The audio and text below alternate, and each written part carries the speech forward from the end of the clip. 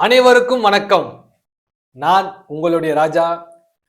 மரணம், இந்த மரணத்தை கடந்து வந்தது யாரு சொல்லுங்க? இந்த மரணத்தை தடுத்தது யாரு? இந்த மரணத்தை வென்றவர் யார்? ஏன்னா இந்த மரணம் என்றாலே மக்கள் நடுங்கி போய் பயந்து போயிடுறாங்க. ஆனா நம்ம எதை நோக்கி பயணம் பண்ணிட்டு இருக்குன்னே தெரியுது மக்களுக்கு. தெரியல. என் குழந்தைக்கு நான் பார்த்து பார்த்து வளர்க்கணும், பார்த்து பார்த்து சோறு ஊட்டணும், பாலும் சோறு ஊட்டணும், அவன் லக்ஸரியா வாழ வைக்கணும், அவனை கஷ்டமே படக்கூடாது, நான் கஷ்டப்பட்டாலும் பரவாயில்ல, பெற்ற தாய் தகப்பேன். 2வது காதலி, தனக்கு காதலிக்கு எக்ஸ்பென்சிவான ஒரு பொருட்கள் வாங்கி கொடுக்கணும், அவளை ஹாப்பியா வச்சுக்கணும், அவளுக்காக இட்லி கடை போட்டாச்சு அவளை லக்ஸரியா வச்சுக்கணும், பிச்சை இடத்துல அவளை லக்ஸரியா வச்சுக்கணும். அந்த மனநிலை. அதுல பெண்கள் பார்த்தீங்கன்னாக்கா மேக்கப் பொருள்கள், அதாவது தன்னுடைய விதவிதமா ஆடைங்க, மேக்கப் பொருளுக்கு பியூட்டி பார்லர் அது இது அழகா வச்சுக்கணும், அழகா தோற்றம் பலத்தோட இருக்கணும், அந்த மாதிரி ஒரு ஆசை. அதே போல நம்ம எதை நோக்கி பயணம் பண்ணிட்டு இருக்கோம்னா, நான் ஒரு லட்சியத்தை நோக்கி நான் கலெக்டர் ஆகணும் பயணம் பண்ணிட்டு இருக்கிறேன், நான் பெரிய ஹீரோ ஆகணும் பயணம் பண்ணிட்டு இருக்கேன், நான் டைரக்டர் ஆகணும். அது பல பேர் லட்சியத்தை நோக்கி பல பேர் பல வகையில கோணத்துல ஓடிட்டு தான் இருக்கிறாங்க. ஆனா நம்ம எதை நோக்கி பயணம் பண்ணிட்டு இருக்கோம்? நம்ம எதை நோக்கி பயணம் பண்ணிட்டு இருக்கோம்னா, நம்ம மரணத்தை நோக்கி பயணம் பண்ணிட்டு இருக்கோம். எப்படி? நம்ம மரணத்தை நோக்கி பயணம் பண்ணிட்டு இருக்கோம். நம்மளுக்கு ஒவ்வொரு நாள் கடக்க கடக்க நம்ம வாழ்க்கையில முன்னேறணும் கிடையாது, நம்ம வளர்றோம், நம்மளை புகழ்றாங்க, நம்ம வாய்க்கு ருசியா சாப்பிட்றோம், ஜிம்ல போயிட்டு மாங்க உடற்பயிற்சி செய்வான்ப்பா, நம்ம உடற்பயிற்சி செய்வான் தெரியுமா? இன்னும் ஆம்ச தூக்கி காட்டுவான், இப்படி நெஞ்சம் புடைச்சு காட்டுவான், அப்படி பார்க்கதான் பெருசு ஆனா புசு அந்த மாதிரி. அது பார்க்கதான் பெருசு வேன் புசுன்னு சொல்ற காரணம் என்னன்னா, அப்பதான் இந்த மண்ணு திங்க போற உடலை எதுக்கு இப்படி கஷ்டப்படுத்தணும்? நம்ம உடலை வருத்திக்கிறதுக்கு நம்மளுக்கே உரிமை கிடையாது. அது ஃபர்ஸ்ட் மக்கள் தெரிஞ்சுக்கணும். நம்ம உடலை வருத்திக்க நம்மளுக்கே உரிமை கிடையாது. அந்த கோணத்துல இந்த சரீரம் ஜஸ்ட் நம்ம ஒரு ஒரு குறிப்பிட்ட காலம் இதுக்குள்ள நம்ம டிராவல் பண்றோம், அவ்வளவுதான். ஆனா நம்ம எதை நோக்கி பயணம் பண்ணிட்டு இருக்கோம்? மரணத்தை நோக்கி பயணம் பண்ணிட்டு இருக்கோம். இது யாருக்கும் தெரியுதா? நீங்க நல்லா புரிஞ்சுக்கணும். ஒவ்வொரு நாளும் ஒவ்வொரு நொடி நீங்க கடக்க கடக்க நீங்க வாழ்க்கையில குரோத் ஆகல, பிசினஸ்ல குரோத் ஆகல, உங்களுடைய அழகுல குரோத் ஆகல. நீங்க ஒரு நாள் கடக்க கடக்க கடக்க இங்க நம்மளும் கிடையாது, உலகத்துல வாழ்ற ஒவ்வொரு ஜீவராசிகளுமே மரணத்தை நோக்கி தான் பயணம் பண்ணிட்டு இருக்கோம். வாழ்க்கைன்றது என்னன்னா ஒரு கொஸ்டின் மார்க். கொஸ்டின் மார்க் இருக்கு இல்லையா?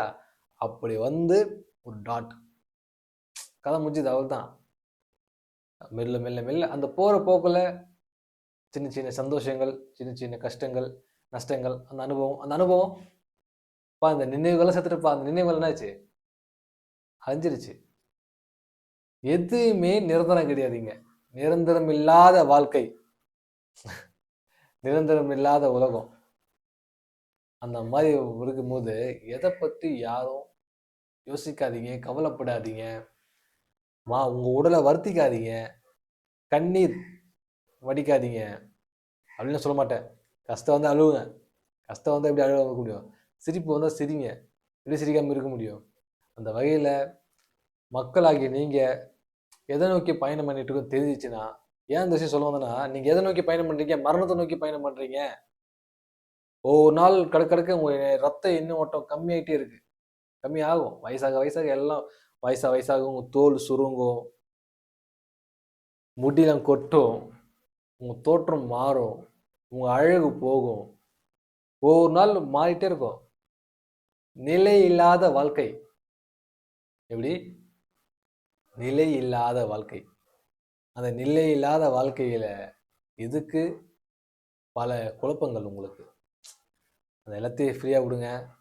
ஏன் சொல்றேன்னா, சமீபத்தில் ஒரு விஷயம் நடந்தது, சொல்றேன் உங்களுக்கு. அது என்னாச்சுன்னா, ஒரு ஒரு தொழில் அதிபர் என்ன பண்ணாரு, நல்ல இன்வெஸ்ட்மெண்ட் போட்டாரு, பயங்கரமா இன்வெஸ்ட்மெண்ட். ஜெகஜோதியா கம்பெனி எங்கேயோ போயிடுச்சு. ஆனா இவரால் பலனடைஞ்சவங்க யாருன்னா, உள்ள வேலை பார்க்குறவங்க. அதோடைய புண்ணியம் இவருக்கு சேரும், கண்டிப்பாக சேரும். இவருடைய ஒய்ஃப், இவருடைய பிள்ளைங்க அதை நல்லா ஆண்டு அனுபவிச்சாங்க. ஆனால் அந்த தொழிலதிபர் தன்னுடைய வாழ்நாள் சம்பாதிச்சு மொத்த பணத்தையும் அதில் பிஸ்னஸில் போட்டு டெவலப் பண்ணார். பட் 24 ஹவர்ஸும் அதை உழைச்சி உழைச்சி உழைச்சி அதில் நேரத்தையும் காலத்தையும் விரயம் பண்ணி அவ்வளோ பிரம்மாண்டத்தை உருவாக்கினார். கிட்டத்தட்ட ஒரு 25 இயர்ஸாக கடுமையான உழைப்பு. ஆனால் என்னமாச்சு, இறந்துட்டாரு. Heart attack. அவள் வாழும்போது 25 இயர்ஸும் கடுமையான பல பிஸ்னஸ் பண்ணியிருந்தே அவர் நல்லா வெற்றி பெற்று இருந்தாலும், அந்த 25 ஆண்டு வந்து கடுமையாக உழைச்சி உழைச்சி உழைச்சி உழைச்சி அவர் சுற்று இருந்தவங்க எல்லாம் சந்தோஷமா ஹாப்பியா இருந்தாங்க தவிர, அவர் ஹார்ட் அட்டாக் வந்து இறந்துட்டாரு. அனுபவிக்கல. அவர் உழைச்சாரு. ஆனா அதை அவரால அனுபவிக்க முடியல. அந்த பணத்தையோ அந்த சுகத்தையோ நல்ல உணவுகளை சாப்பிட முடியல. அதனால என்னன்னா, இந்த உழைப்பு, இந்த லட்சியம் நம்மளை வந்து பொத்தி பொத்தி பார்க்குற விஷயங்கள், நம்ம உடலை பொத்தி பொத்தி பார்க்கறது, ஜிம்மு போய் கடுமையாக ஒர்க் அவுட் பண்ணுறது புரியுதா உங்களுக்கு? மற்றவங்க வந்து நம்மளை வந்து இந்த தவறான கோணத்தில் பார்க்குறா, நம்ம மற்றவங்க பார்க்குற மாதிரி நம்ம தோற்றத்தை வச்சுக்கணும் நினைக்கிறது, இது எப்பவுமே மெயின்டைன் ஆகும்னு சொல்றது எதுவுமே நிரந்தரம் கிடையாது. அந்த வகையில் நீங்கள் இந்த விஷயம் புரிஞ்சுக்கணும். இல்லை இன்னொரு விஷயம் சொல்கிறேன் உங்களுக்கு. உங்களுக்கு இந்த உலகத்தில் பெருசாக ஆசை வருதா? இந்த உலகத்தில் உங்களுக்கு பெருசாக ஏன்னா அடையணும்னு தோணுதா? இந்த உலகத்தில் உங்களுக்கு ஒரு அரக்க குணம் உங்களுக்கு இருக்குதா? நான் ஒரு முடிவு பண்ணிட்டு அடைஞ்சே தீருவேன், அடைய பண்ண மாட்டேன், அதுக்காக எஃபர்ட் போட்டு அதுக்காக பல பேரை கஷ்டப்படுத்துகிற விஷயங்கள் இருக்கா? நீங்கள் எது இருந்தாலும் சரி, உங்களுக்கு ஒரு உறுதி சொல்கிறேன். நீங்கள் ஏன்னா அந்த விஷயம் நடக்க தோணும் போது நேராக போயிடுங்க ஒரு சுடுகாட்டுக்கு. அந்த சுடுகாட்டில் நின்று அப்படி நின்று பாருங்கள் சுடுகாடை. உங்களுக்கு எல்லாமே போயிடும். அந்த ஆசை, இந்த தோற்றம், நான் பெரிய ஆணவம் பிடிச்சி அடையிறது, நான் அடைஞ்சே தீருவேன், நான் லட்சியம் ஜெயிச்சே தீருவேன். ஏன்னா அந்த டைமில் ஒரு மனசை சாந்தப்படுத்துறதுக்கு அந்த சுடுகாடு வந்து உங்களுக்கு ஒரு அற்புதமான விஷயம். அங்கே போனால் உடனே சத்தம் போயிடும். நீங்கள் தியானம் பண்ண தேவையில்ல, ப்ரெஷர் குறைய தேவையில்ல. அங்கே போனீங்கன்னா உங்களுக்கு அப்படியே அடுத்த செகண்ட் உங்களுக்கு மன சாந்தம் ஆகிடும். சுடுகாட்டில் வந்து பேய் இருக்கும், ஆன்மா இருக்கும். அப்போ சுடுகாட்டில் தாங்க நிம்மதியாக இருக்குது. அங்கே தான் நிம்மதியாக இருக்கும். அங்கே போய் பாருங்கள், சாந்தமாயிடுவீங்க. அப்படியே மண் சாந்தமாயிடும். அதெல்லாம் அங்கே பேரும் சொல்ல உங்களை சொல்கிற ஒரு உத்தி உங்களுக்கு தோணுச்சுன்னா போய் ஃபஸ்ட் பாருங்கள். ஏன்னா நம்ம இங்கே தான் வரப்போகிறோம். இதுக்கே நம்ம கஷ்டப்படணும், இதுக்கே நம்ம உழைக்கணும். போதும் என்ற மனமே புண்ணு செய்யும்போது ஏற்கனவே சொல்லியிருக்கேன் உங்களுக்கு. அதனால் அழகான லைஃப் ஸ்மூத்தாக கொண்டு போங்க. நீங்கள் எப்போ நீங்கள் இதெல்லாம் தூக்கி ஓரணும் போனீங்களோ, மனசை நிதான நிலையில் வச்சு சமநிலையில் நீங்கள் இப்போ பயணிக்க ஆரம்பிக்கிறீங்களோ, அப்போ ஆட்டோமேட்டிக்காகவே நீங்கள் நினச்சதெல்லாம் உங்கள் கண் தெரிய வரும். நீங்கள் தேடுறது உங்களுக்கு கிடைக்காது. நீங்கள் தேடுறது உங்களுக்கு கிடைக்காது. நீங்கள் தேடின அது விஷயம் எதை ஏம் பண்ணிட்டீங்களா விட்டுடுங்க. ஸ்மூத்தாக உங்கள் நோக்கு உங்கள் ஸ்மூத்தாக போங்க. ஆட்டோமேட்டிக்காக அது உங்கள் கைக்கு வரும். பாபா படத்தில் ரஜினி சார் சொல்லுவார், பட்டம் கைக்கு வரணும். அந்த மாதிரி ஆட்டோமேட்டிக்காக பட்டம் உங்கள் கைக்கு வரும். உங்களுக்கு அந்த மாதிரி எல்லாமே உங்களை நோக்கி வரும். உங்களுக்கானது உங்களை விட்டு போகாது, கண்டிப்பாக தேடி வரும். அப்படி கவலைப்படாதீங்க. நீங்கள் எல்லாரும் மரணத்தை நோக்கி தான் பயணம் பண்ணிட்டு இருக்கீங்க, சரிங்களா? அதனால் அழகாக பயணிங்க. மரணம் நோக்கி தான் பயணம் பண்ணிட்டு இருக்கோம். அந்த மரணம் வர்றதுக்கு முன்னாடி முடிஞ்ச அளவுக்கு யார்கிட்ட அன்பாக இருக்க முடியுமோ, ஹாப்பியாக இருக்க முடியுமோ ஹாப்பியாக இருங்க. வாழ்க்கையில் கலையும் கற்றும் வர அந்த வகையில் எடுத்து அனுபவிங்க. எப்படி சொல்கிறேன்னா, கிருஷ்ண பரமாத்மா அல்லது இயேசு கிறிஸ்து இல்லை அல்லா சாமியோ எந்த தெய்வமாக இருந்தாலும் இந்த உலகத்தில் படித்திருக்கிற எல்லாமே நம்மளை ஆண்டு அனுபவிக்க தான். அதை எக்ஸாம்பிள் சொன்னால் ஒரு தேன் மாதிரி, ஒரு தேனுக்கு வந்து ஒரு தேன் இருக்கு வச்சுக்கிங்களேன், ஒரு குலவி வந்து அதை தொட்டு நக்கிச்சுன்னா ஓகே, மொத்தமாக வரையலாம் சொல்லிட்டு உள்ளே போயிடுச்சுன்னா முழுங்கி செத்துரும் அது. அதே போல் தான் நம்ம வாழ்க்கையும். எல்லாத்தையும் அனுபவிங்க. கலையும் கற்று மர மாதிரி அது தொட்டு நம்ம நக்கிக்கணும் தவிர்த்து அதில் மொத்தம் நம்ம ஆண்டு போனால் செத்துருவோம். சரக்காகட்டும், பெண்ணாகட்டும், பொண்ணாகட்டும், மண்ணாகட்டும், எதுவாகவும் சரி, வாழ்க்கையில் எதுவாக இருந்தாலும் சரி, அளவோடு இருந்து வலுவோடு வாழணும், சரிங்களா? அப்படி இருந்துங்க, ரொம்ப அனுபவிங்க வாழ்க்கை குறுகிய காலகட்டம். ஸோ அதனால் நம்ம எல்லாரும் மரணத்தை நோக்கி பயணம் பண்ணிட்டு இருக்கோம். அதை மைண்டில் வச்சுக்கிட்டு ட்ராவல் பண்ணுங்க. அதை நான் ஒரு முன்னாடியே சொல்லியிருந்தேன் இல்லையா, ஒரு தொழிலதிபர். அந்த மாதிரி பார்த்தீங்கன்னாக்கா, அவர் எல்லாத்தையும் அனுபவிச்சாரு, நல்லா இருந்தாரு. திடீர்னு ஒரு பெரிய ஒரு பிஸ்னஸ் ஆரம்பிச்சாரு. நேரத்தையும் காலத்தையும் விரயம் பண்ணாரு. மொத்த பணத்தையும் போட்டாரு. உழைச்சாரு. என்னாச்சு? ஹார்ட் அட்டாக் வந்து இறந்துட்டாரு. என்ன ஒரு ஓப்பன் ஹார்ட் சர்ஜரி பண்ணாரு. ஒரு ஓப்பன் ஹார்ட் சர்ஜரி பண்ணி அந்த சர்ஜரி பெயினோட ஓடி போய் உழைச்சாரு அவரு. அதுக்கப்புறம் என்ன ஆகுது? சடனா ஒரு நாள் ஹார்ட் அட்டாக்.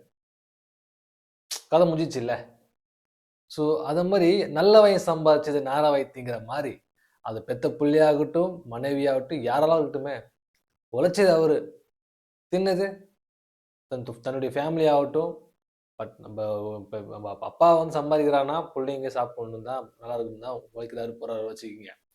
இருந்தாலும் ஒரு ஒரு ஒரு நேர்முறையா பார்க்குறோம்னா, அந்த பழமொழிக்கு ஏற்றவாறு தான் இருக்கும். இப்ப எங்க அப்பா அம்மா உழைக்கிறாங்க. அவங்க உழைப்ப நான் சாப்பிட்டுட்டு இருக்கேன்ல. இப்ப நான் போடுற துணி, நான் அதுதான் விஷயம். நல்ல வயசு சம்பாரிச்சத நாரவாய் திங்கிறேன். நான் உட்காந்து சாப்பிடுறேன். அவங்க உழைக்கிறாங்க. அந்த மாரி ஒரு விஷயம் இருக்குது. அடுத்தது பார்த்தீங்கன்னாக்கா, இந்த காதலர்கள் என்ன பண்றாங்க தெரியுமா? தேவையில்லாம போயிட்டு உயிர விட்டுர்றாங்க. என்னமோ சொல்லுவாங்கல்ல, இது ஒரு பாயிண்ட் சொல்லுவாங்க. மலை மேல இருந்து கீழ குதிக்கிறது. சில பிசினஸ் கவுந்து போச்சுன்னா வந்து, வீட்டு ஆப்போசிட்ல இருந்து மாமியாருங்க, அவங்க வந்து அந்த குடும்பம் ஒய்ஃப் இவங்கள வந்து ரொம்ப ரொம்ப சொல்லி காட்டுறாங்க, குத்தி காட்டுறாங்க. அந்த மன உளைச்சல் தாங்காம போயிட்டு தூக்கு மாட்டி தொங்குறது. பிசினஸ் அவுட் ஆயிடுச்சு, தோத்து போயிட்டேன் அப்படின்னு. சில பேர் லட்சியத்தை வந்து அடைய முடியல, எல்லாம் கலந்து போச்சு. என் கூட இருந்தவங்கலாம் டபுன்னு வளர்ந்துட்டாங்க. நான் வளரவே முடியல. மன விரக்தி. எனக்கு ஃபீல் ஆகுது. நான் வந்து ஒரு டைரக்டர் ஆக முடியலன்னு சொல்றான் வச்சுக்கங்களேன். அவன் போய் ஒரு படத்துல போய் படம் பார்க்கும்போது, அந்த தியேட்டர்ல பார்க்கும்போது நம்ம பேர் எப்போ வரும்? நம்ம படம் பண்ண முடியலையே, வயசாகிட்டு இருக்கு. நம்மளுக்கு புடிச்சு பண்ணுவா? யார் பண்ணுவா? அந்த லட்சியவாதிகள் என்ன பண்றாங்க, அதனால பல தியேட்டர்களுக்கு போறது கிடையாது. படம் பார்க்கறதே படம் பார்க்கறது பிடிக்கும், சினிமா பிடிக்கும். சினிமா படம் எடுக்கணும், அந்த படத்த அவர் பார்க்கணும்னு நினைப்பாங்க. ஆனா அந்த படத்த வந்து போய் பார்க்க முடியாத சூழ்நிலைலாம் பல வழிகளோட போய் பார்க்க எனக்கு ஃபீல் ஆகும். அந்த படத்த பார்த்தா நம்ம எப்ப படம் பண்ண போறோம்? அந்த வழியிலேயே வந்து சில தியேட்டருக்கே போறது கிடையாது. சில லட்சியவாதி இயக்குனர்கள்லாம். ஸோ அதையும் தாண்டி அந்த சில மனவருத்தில சில பேர் வந்து உயிர விட்டுர்றாங்க. அதேபோல இன்னும் பல விஷயங்கள் இருக்கு. சொல்றேன். அடுத்தது நெறைய இருக்கு. அதனால அதே சமயம் இன்னொரு விஷயம் கூட சொல்லி கடமைப்பட்டுருக்கேன். அது என்னன்னா, இந்த பிளாக் மேஜிக் சொல்லுவாங்க. மாயம், மந்திரம் இதெல்லாம் வந்து சிலர் நம்பி நம்பி நம்பி போயிட்டு இருக்காங்க. ஸோ அதெல்லாம் எல்லாமே பார்த்தீங்கன்னாக்கா, நான் என்ன பொறுத்தவரைக்கும் பொய் அது. பொய். சாஸ்திரம் என்பதே பொய். மனிதன் சாவது மெய். எப்படி? சாஸ்திரம் என்பது பொய். மனிதன் சாவது மெய். ஏன் சொல்ல வரேன்னா, இந்த உலகத்துல சாங்கியம், சம்பிரதாயம், ஜாதகம், அது லொட்டு லொசுக்கு நெறைய இருக்கு. ஸோ இது எல்லாமே தன்னுடைய மன திருப்திக்கும், மன நிம்மதிக்கு மட்டுமே நாடக்கூடிய விஷயமே தவிர, ஒரு நம்பிக்கை அவ்வளவு தவிர, அது நம்ம வாழ்வில செயல்படுதா கேட்டா எதுவுமே சுத்தமா கிடையாது. நம்பாதீங்க. உங்கள ஒருத்தன் ஒரு விஷயம் உங்கள வந்து நம்ப வைக்கிறான்னா, உங்களுடைய பல்ஸ் புரிஞ்சு எங்க அடிச்சா விழுவான் பலமுறை சொல்லியிருக்கேன் நான் உங்களுக்கு. எப்படின்னா, இந்த உலகத்துல எதார்த்தமா வந்து தோசை சொல்றான்னு வச்சுக்கங்களேன். அம்மா உனக்கு அவ்வளோ கண்டிஸ்டிமானோன்னு உங்களுக்கு அப்படியே என்கரேஜ்மெண்ட் ஆகும். அப்பா ஆமாப்பா நான் ஊரே தெருவே என்ன வந்து கண்ணு வைக்குது. அப்படியே உங்கள லைட்டா தட்டி விடுறது இப்படி. உங்களுக்கு அவ்வளோ டிஸ்டி தெரியுமா? உங்களுக்கு எவ்வளோ கண்ணு தெரியுமா? உடனே நம்புவீங்க. ஆமா. ஆமாப்பா கண் டிஸ்டி ஓம்பல்ப்பா. உடனே பாப்பா நீ அந்த ஏத்து வீட்டுக்காரி என்னப்பா அந்த மொய்க்கிறான். அங்க என்ன பார்க்குறான், இங்க பார்க்குறாங்க. நான் போறப்ப போறேன். அந்த மாரி தவறான எண்ணங்கள். இங்க இங்க இருக்கு நான் ஒரு விஷயம் சொல்றேன். மனிதன் நிறமாற்ற ஒவ்வொரு மனிதர்களும் கடவுள். நிறமாடும் மனிதர்கள் ஒவ்வொருவரும் கடவுள். எல்லா மனிதர்களையும் கடவுளா பாருங்க. அவங்க கண் வைக்கிறாங்க அதெல்லாம் கிடையாது. அதேபோல வந்து இது மாரி உங்களுக்கு செய்வினை வச்சுட்டாங்க. பில்லி சூனியம் வச்சுட்டாங்க. ஒரு வெங்காயம் கிடையாது. பில்லியும் கிடையாது, சூனியம் கிடையாது, ஒண்ணும் கிடையாது. அதனால நல்ல சக்தி இருந்தா கெட்ட சக்தி இருக்கும். நல்ல சக்தி யாரும் பார்த்துருக்கீங்களா? பார்த்தது இல்ல. அப்ப கெட்ட சக்தி ஒண்ணு பார்க்கல. இல்ல. கெட்ட சக்தி, நல்ல சக்தி நேர்ல பார்த்துருக்கீங்களா? கிடையாது. நீங்கள் எந்த சத்தியம் கிடையாது. நம்பாதீங்க, ஏமாறாதீங்க. சரிங்களா? எல்லாம் ஒரு நன்மைக்காக சொல்கிறேன். சரிங்களா? அதனால் ஏன் சொல்ல வரேன்னா, எல்லா சாமியார்களும் எல்லா ஆளுகளும் ஒரு பழக்கம். எல்லா வீடும் பழகி இருக்கிறனால எல்லாம் பொய் பித்தலாட்டம், எல்லாம் பொய் பித்தலாட்டம் தான். ஒரு சாமியார் சொல்றாரு, என்ன சொல்றாரு தெரியுமா? என்கிட்ட எந்த வேலை வெட்டி இல்லை, எனக்கு எதுவும் தெரியாது. இந்த சாமியார் போட்டு உட்காந்துட்டேன். சும்மா வாய்க்கு வந்து அச்சு விடுவேன், ஏன்னா 100 200 விழும். அதை வச்சு என் குடும்பத்தை ரன் பண்ணிட்டு இருக்கேன்றான். பார்த்துக்கு. அதுக்கு இன்னொரு தோசை சொல்ற ஒரு ஐயர், அவர் என்ன போறான் தெரியுமா? தவறா சொல்லி நினச்சிக்காதீங்க. காஞ்சிபுரத்தில் ஒரு இடத்துக்கு போகிறேன். ஸோ அவர் வந்து நம்ம நண்பர். அவர்னு சொல்றாரு, என்னை மாட்டிக்கிட்டாரு. ஏன்னா ஒரு புத்தகத்தை பற்றி படிச்சுட்டேன். அந்த அவர் சொல்லும் போது, அந்த புத்தகத்தை பற்றி சொல்லும் போது ஷாக் ஆகிட்டாரு. வேற டாக்டர் ஜோசப் பார்வையோட புத்தகம் தான். தி சப்கான்ஷியஸ் மைண்ட். அந்த புத்தகத்தை பற்றி பேசிட்டு இருக்கும்போது, இதுதான் சார் செயல்பட்டு இருக்கு, இதை சும்மா சார் சொன்ன உடனே அவர் சொல்லிட்டாரு, கண்டுபிடிச்சிட்டாரு. தம்பி கண்டுபிடிச்சிட்டான் அப்படின்னு சொல்லிச்சுட்டு என்ன பண்ணுறாரு, இதெல்லாம் வந்து ஒரு பிஸ்னஸ் ராஜா, இல்லை பிஸ்னஸ். நீ பக்கத்தில் வந்து பாரு, நான் எப்படி பேசுகிறேன், எப்படி அவங்கள வந்து கேட்ச் பண்ணுறேன், எப்படி அவங்கள வசியம் பண்ணுறேன்னு பாரு. பேச்சினால, அந்த பேச்சு அது மூலியமாக அவங்கள வந்து வசியம் பண்ணுறது. ஸோ நம்ம என்ன பண்ணாலும், ஏன் இதை சொல்ல வரேன்னா, நம்ம என்ன பண்ணாலும் சரிதான், மரணம் நிச்சயம். அதனால உங்களை நீங்கள் கவனிங்க, உங்கள் ஃபேமிலியை கவனிங்க. நீங்கள் மார்க்கெட் ஹாப்பியாக ட்ராவல் பண்ணுங்க. வாழ்க்கை ஒரு சிறிய வட்டம். அதனால அதில் போய் மாயம் மந்திரம், அப்புறம் வந்து ஃபீலிங்ஸு, தூக்குமாடி தொங்குறேன், நாங்கள் போயிட்டு மலை மலத்து கீழே குதிக்கிறேன், லவ் ஃபெயிலியர் ஆச்சு. லவ்ல ஃபெயிலியர் ஆகணும்னு நீங்கள் எதில் தோற்று போகலாம், இங்கே சாவே தேவையில்லை. ஏன்னா நீங்கள் தன்னால உங்கள் சாவு உங்களுக்கு தேடி வந்துட்டு இருக்கு சாவு. நீங்கள் ஏன் தேடி போகணும் சாவை? மரணம் உங்களை தேடி வந்துட்டு இருக்கு. நீங்க மரணத்தை நோக்கி ஓடிட்டு இருக்கீங்க. அதாவது மரணம் இங்க வந்துட்டு இருக்குன்னா, நீங்க மரணத்தை நோக்கி போயிட்டு இருக்கீங்க. 2 பேரும் சேர்ந்து அதுவா நம்மளுக்கு நடந்துரும். நம்மள முந்திக்கிறது தான் வந்து முட்டாள்தனம். அதில் யாரும் தற்கொலை பண்ணாதீங்க. மரணம்ன்றது எதற்கு வரும்? மரணம் என்பது வரம். மரணம் என்பது வரம். அதை மட்டும் நல்லா புரிஞ்சிடும். மரணம் என்பது வரம். அந்த வரத்தை வந்து, அந்த வரம் இல்லாமல் இருந்துச்சுன்னு வச்சுக்கோங்களேன், வாழ்க்கை வந்து சப்பு நடு ஒன்றுமே போர் அடிச்சிடும். இல்லை, ஒரு சுவாரஸ்யம் இருக்குல்ல, ஒரு எக்ஸைட்மெண்ட் இருக்குல்ல. எப்போ சாப்பிட போகிறோம், எப்படி சாப்பிட போகிறோம், எந்த வயசை சாப்பிட போகிறோம், இல்லை யார் மூலியம் மரணம் வரும், எதிர்பார்ப்பு இருக்குல்ல. அந்த எதிர்பார்ப்பை என்ஜாய் பண்ணுங்க. வாழ்க்கையில் பயம் இல்லைன்னா உங்களுக்கு மரணமே கிடையாது. மரணம் அப்படின்னு பயம் வந்துச்சுனாவே நீங்கள் செத்தது சமம். தினம் வாழ்வது மரணத்துக்கு சமம். ஓ நொடியும் அதில் வரும்போது வரட்டும், சரிங்களா? நம்மளும் அதில் முடிக்க கூடாது. எல்லாரும் வந்து வலிக்குதா, அந்த வலி அனுபவிங்க. காதல் வலியா, வலி அனுபவிங்க, ஃபீல் பண்ணுங்க, உணருங்க, அதை ஹாப்பியாக என்ஜாய் பண்ணுங்க வலியை.